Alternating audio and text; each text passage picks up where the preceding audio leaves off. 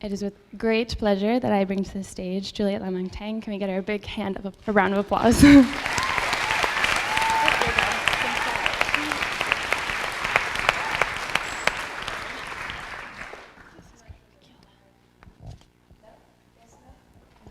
This mic?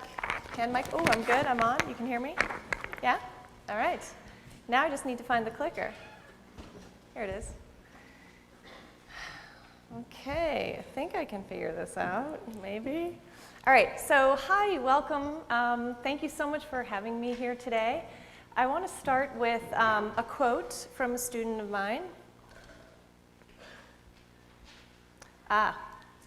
Okay. All right, I want to start with a quote. It comes from a student. He said, "School is great, being in the classroom is great, but I wish I were out in the real world making things happen." Now, I find this comment compelling for two reasons. First being that this perspective of waiting in the wings, right? That his academic experience is somehow divided from real world application. And I think this is a growing sentiment amongst young people in both secondary and post-secondary institutions who are kind of looking around at the traditional modes of the who, what, when, where, and why of schooling in America and feeling it divorced from the kind of impact that they want to have in the real world. Of course, Brown and RISD students aside. The other thing I find compelling about this about this quote, is the idea of making things happen, because I think it reveals a particular mindset. There was a great talk by Cal Newport at 99U this year, where he talked about this phenomenon of millennials in particular believing that they need to always follow their passions. And it's a misguided notion because it's led to tremendous frustration and disappointment when reality fails to meet their high expectations. And so the question for me became, how do we train young people to create value as opposed to chasing after their passions? Because a kid who knows how to create value is going to open up to new passions or create opportunities for him or herself to ultimately be able to follow their passions. So I want to talk to you today about a framework for teaching and real-world learning that trains young people to create value for themselves, for organizations, and for the world.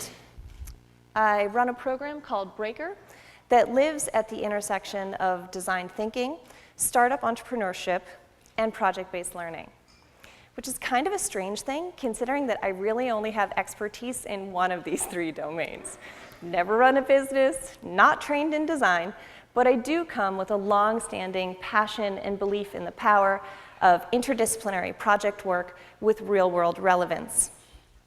I am a teacher, and I've always treated my classroom like a laboratory, testing the conditions that ignite students' curiosity, inspire their creativity, and capitalize on their unique individuality. I spent 15 years working in the New York City public schools, initially as a classroom teacher. I worked at both those behemoth schools that service like thousands of kids, as well as some of the earliest sites of the small schools movement. I later worked as a teacher trainer, professional developer, and also worked with principals who were starting new schools in the system. So there's a lot I could say here about bureaucracy and dysfunction, inertia, misplaced mandates. Do you love this? This is this is posted on the wall of one of the schools I was teaching at, where we were running a mobile learning initiative. Global citizenship indeed. But suffice it to say that it was the ongoing conflict between my desire to pilot new models of teaching and learning and trying to work within the confines of the Department of Education that ultimately led me to break away and pilot this model that became Breaker. So I highlight this idea that I'm a novice in the domains of business and design to point out that I didn't have it figured out when I started out with this thing. I still don't have it figured out. But I know that building things teaches me what I need to learn. And so it's this mindset of a bias toward action, a willingness to experiment, a willingness to put something out there, even if it's in a crude form, in an area where you don't feel like you have a tremendous amount of knowledge, and using the feedback of participants to improve it, to refine it. And in that way, the breaker model is evolving and changing and improving in the same way that we teach our students to improve their products. So let me tell you a little bit about how the breaker program works and introduce you to some of the learning outcomes that have come from it over the last couple of years. The idea is this. We pose a challenge in an emerging industry. Sorry? Is it coming up? Okay. So we pose a challenge in an emerging industry and attract a team of interdisciplinary young people around that challenge. We teach them about design as a creative problem-solving methodology, and then task them with creating a triple bottom line business solution. Good for the people, good for the planet, while also being financially sustainable. They have the opportunity to work with industry professionals as they design solutions to these real-world challenges. They get field immersion experiences, lectures, the opportunity to build and pitch business ideas. So over the last 2 years, we've run 4 different programs. The first was our pilot, The Future of the Book, followed by Urban Agribusiness. We did a Technology for Civic Engagement Challenge, and most recently, The Future of Stuff. So young people are realizing in this economy, if they want a job, they might just have to create it for themselves. So the products that you see here are the value that they've created in the form of startup opportunities for themselves. Although that's not a requirement for the program, and not necessarily what we look to as a measure of success. Need a Deed, for example, just got a $60,000 investment to build a proper prototype. But this is only part of the story of the value that's created out of the program. We look as much to the process and the kinds of skills and habits of mind that are developed throughout the course of the program. So in order to talk about those skills and mindsets, I want to introduce you to 3 different breakers who have participated in our projects over the years: Kenyatta, Aviva, and Ross. This is Kenyatta. He was chosen for the Urban Ag team based on his experiences with greening initiatives in Philadelphia, and also because he had a background as a community organizer. So you can imagine that coming in with this kind of experience, the field research component really came quite naturally to him. The idea of getting to know the real needs of real users, getting out in the field, shadowing them, developing empathy. What are their needs? What are their wants? What do they think? What do they feel? That was an area where he could really capitalize on his strengths, as well as bring along his teammates' learning, many of whom had never had any kind of fieldwork experience. Initially, though, Kenyatta found that collaborative process with his teammates difficult, and by his own admission, intimidating. Why? Because he's a high school dropout, and he'd come in kind of burnt by being rejected by a bunch of internships because he lacked academic credentials. Of course, academic credentials are just one small sliver of what a candidate can offer. And had these organizations taken a look at what he'd built as opposed to how he tested, they would see, as we did, a young person with a tremendous amount to contribute, just looking for an opportunity and an open door. So it didn't take long for Kenyatta and his teammates to realize that his experiential knowledge was exceedingly valuable, and he was really looked to as a thought leader on that team. So together they developed a product called Farm Blocks, which is a portable modular raised bed growing system.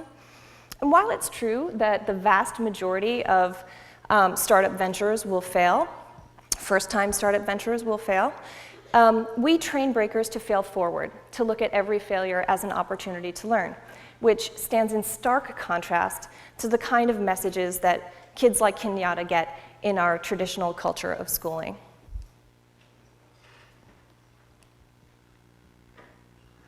This is Aviva. Like many millennials, Aviva wants to make the world a better place. She wants to feel that her work has purpose. So she came into the program with big heart and big passions. What she really needed was a way to filter her do-good ideas and decide which ones were going to have the most impact.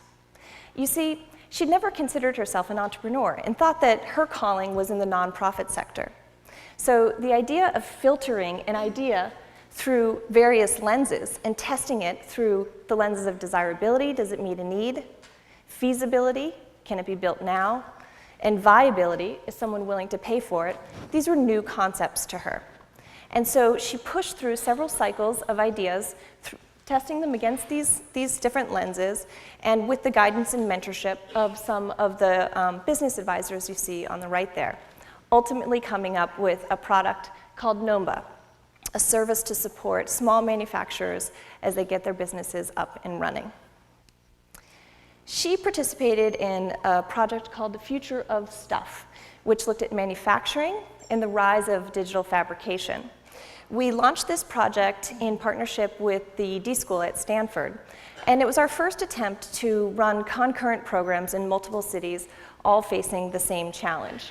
So we were working across these different cities with on-the-ground teams. It was also our first attempt at hybrid learning, because we knew we did the high-touch experience really well, that kind of face-to-face engagement of learning, but we wondered how we might be able to augment it with online modules in a way that opened up the experience to a larger community. So the Future of Stuff Challenge lives today, although the synchronous version of it is over and ended in July.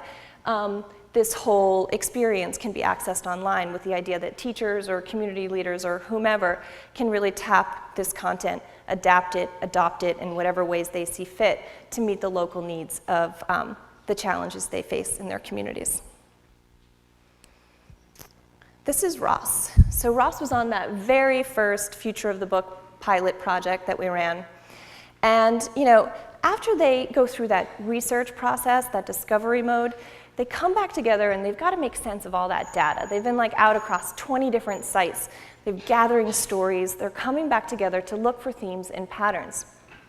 So as they do that, this is where we reach out to a new set of collaborators and partners. And so we work across all of these different sites because they all have unique ways of approaching that process of synthesis and analysis and ideation. And they lend us their insight. They give us workshops, mentorship, and resources as we go through our iterative cycles. On the bottom left there, you see a product that Ross designed called Unbound, which is a video reference tool. So the portrait I'm trying to paint here is that a breaker project really takes a village. At the center of the village is the team, of course, and the challenge that they organize themselves around. Each challenge is led by a project visionary. So Future of the Book project, for example, was led by Google Creative Labs' Tom Uglow. And in this way, he provides thought leadership and guidance as the project unfolds. We also have our creative capital. These are the designers we work with, interaction designers, industrial designers. They teach us about the design thinking process and guide them through that. We also have our business minds who provide kind of lean startup methodology. These are entrepreneurs or longtime business leaders, often investors. We also have our content collaborators. These are the folks who bring content area expertise in the domain, whatever that is, whether it's literacy or agriculture and so forth. Often it's the users we're designing with and for. Finally, and importantly, are the physical spaces we inhabit. These are, in large part, our teachers, these innovation ecosystems that we inhabit. As you can tell from the stories I've been telling, this is not a classroom-based model. We are out and about across all of these various sites. For example, we work at a hackerspace called Q Labs that's part of AOL Ventures. There are a whole host of startup companies there. It's like a real peer-to-peer network. We also work in a space called Metropolitan Exchange in Brooklyn. And this is a wondrous space where biohackers and algae artists and cupcake makers kind of work side by side and occasionally share ingredients. Breakers exit the program ready to create value, ready to make things happen. They leave feeling equipped and empowered by the process because they've gone from passive to active learning. That passive modality that has been the dominant mode of most of their school lives is given over to this process of designing their own lines of inquiry. They have to decide what the questions are to be asked. The teacher doesn't tell them. I'm the facilitator. They have to decide where they're going to find the answers, and they do it collectively and collaboratively. They also go from solitary to collaborative work. So they have to lean into the tensions of that collaborative process. It's often messy, it's often fraught, but that's the lifeblood of a breaker project. Jonah Lehrer said that it's the friction that creates the sparks. We live with that principle.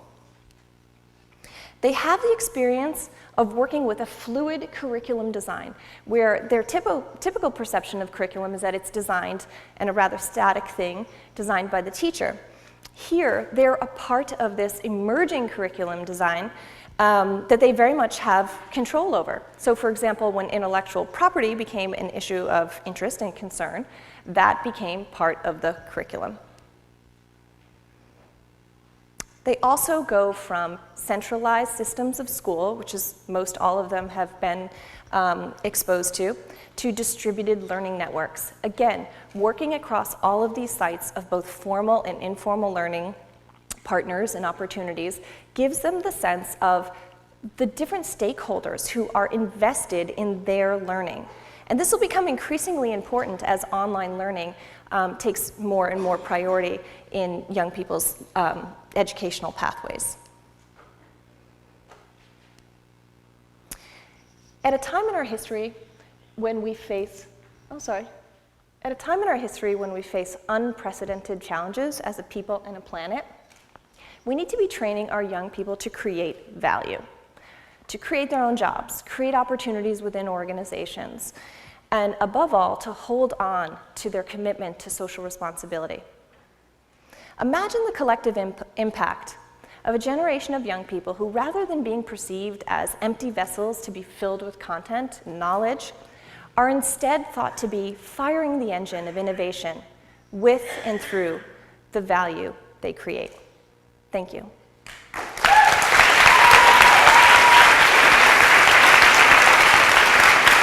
Oh, forgot. I'm supposed to stay. We're going to take some questions, so if you want to... My slides out of sync? Line That's what up I was here. saying? No? Okay. Just one. Okay. Okay. Should I just go? Hi, thanks so much. That was Hi. super awesome. Yeah. How do you validate your sort of impact claims? Like when you look at these, guys and girls going out, how do you check in? How do you actually say, yes, this is what we do, rather than just this is what we intend to do? So one of the things that we instituted this past project is a portfolio assessment, and so that's new for us. What we're really trying to say is we create value. We know that students are developing skills and competencies in our program, but we have to be able to show evidence of that. So if you think of all the summative and formative, so the formative assessment of the program would be, or the summative assessment of the program would be that product, right? Like here it is, the capstone.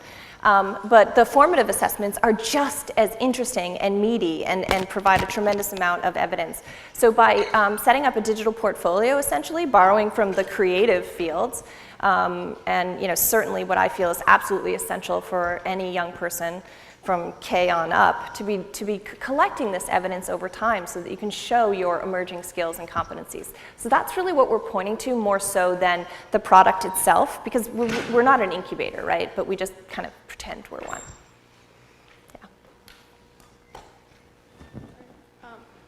Yeah. How do you fund your project? Where does the funding come from? Do the participants, how does that work? Right, so it's tuition free, and that's been important to us. So we kind of scrapped it together with a Kickstarter campaign for one of the projects. We've had some corporate sponsorship, small family foundation grants.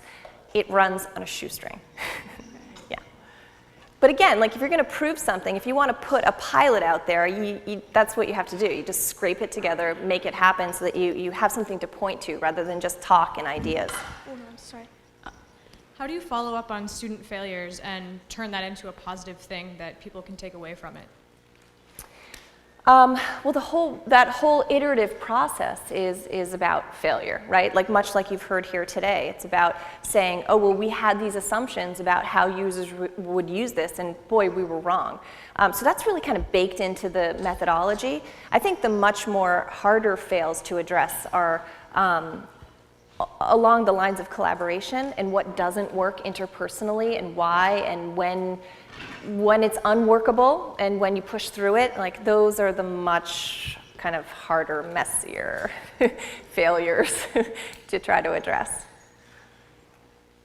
So I was slightly confused about who your users are. Are they current college students? Are they recent grads? Are they high school students? And then at what level do they engage with Breaker? Is this, a series of workshops after class? Is it something they do over the summer?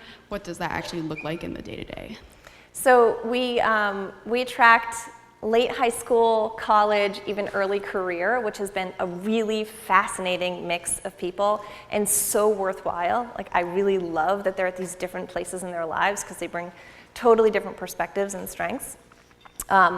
I would like to see that high school group continue to grow. Like over the summer, we had one high school rising senior on the team, and then we had at the other end of the spectrum a 24-year-old. So or a couple years into career. Addressing a wide span of ages because they all bring unique perspectives and skills to the table. And what was the second question? Just how does it work? I mean, if you have all these different people with different schedules at different parts in their lives, are they getting together once a week on the weekends? Yeah. What's that like? Yeah, so this is something we continue to test. Every project, we've kind of run it a little bit differently. We started with this like very protracted 3-month experience where they would come for 3 days at a time. And then this last summer, because we were collaborating with D-School and they like to do things quick and dirty, they were like, let's do it super intensive all day, which ended up for us being like literally around the clock. And boy, that was a really intense experience that I really enjoyed in a way I didn't think I would. It was the same number of modules, right? It was 14 modules, but it was slammed into those 14 days. And basically the difference was people surrender their lives completely. They just give it over to the experience of the program.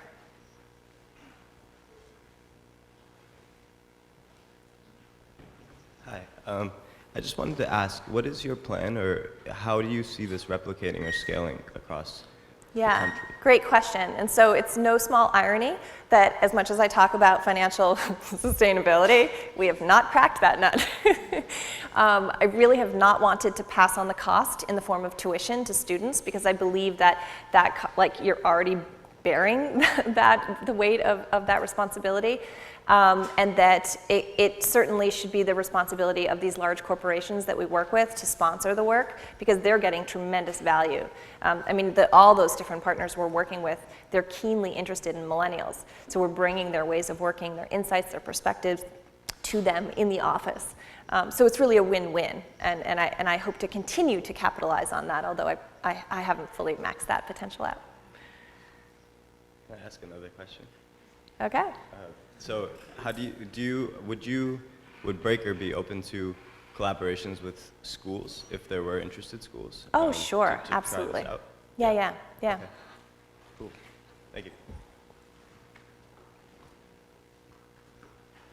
So this is looking at a specific age group that's a little bit older, and I know you were talking about some of these sort of systemic problems are starting at a very young age about how we sort of have this passive view towards our own educations.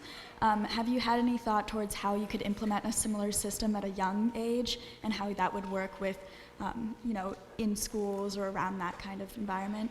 Yeah, and that's why I love being in collaboration with all the good folks who are doing design thinking work because it's a much easier model to apply design thinking to kind of the K through middle school age range. And I think it's in the later years that you can add on this lens of commercial viability, this idea of building a business that is so valuable and presents such an important alternative pathway for kids. You see that the kind of schools that I was working with, kids were kind of sold this notion that college for all, college for all, college for all, when, year after year, I'm watching kids graduate or not graduate. The ones who were really focused would get through, and even they would go on to college and 50% of them would drop out. So I kept thinking, there's got to be another way, there's got to be another alternative. It seems to me that teaching kids how to look at the world around them and transform challenges into business opportunities is tremendously empowering. So I really want business to be, like entrepreneurship to be right there for kids as an option, as a way to self-start when they're in their later high school years.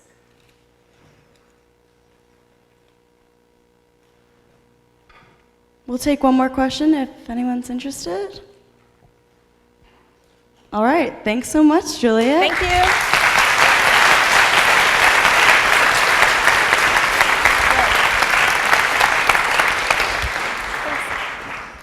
Thanks again, Juliette. Thanks. Hi guys, I'm Keela Potter, and I'm the branding coordinator for this year's conference.